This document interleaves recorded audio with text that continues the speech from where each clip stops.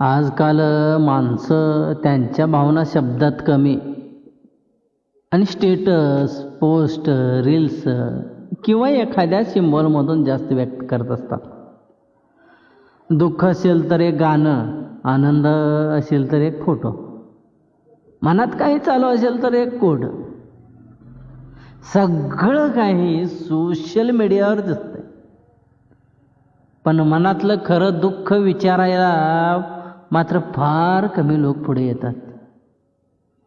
पूर्वी माणसं समोर बसायची, एकमेकांच्या डोळ्यात बघून विचारायची, काय झालं, ठीक आहेस ना. आज हजारो लोक फॉलो करतात, पण मनापासून विचारपूस करणारी माणसं मात्र मोजकीच उरली आहेत. कधी कधी एखादी व्यक्ती वारंवार दुःखी पोस्ट टाकत असते, काहीतरी सांगण्याचा प्रयत्न करत असते, पण आपण मात्र फक्त लाईक करून पुढे निघून जातो. कदाचित त्याला लाईकची नाही तर कोणीतरी समजून घेण्याची गरज असते. तंत्रज्ञान वाढलं, संपर्क वाढला, पण संवाद कमी झाला. म्हणून वेळ मिळाला की एखाद्याला मेसेज नाही तर थेट विचारून बघा, कसा आहेस.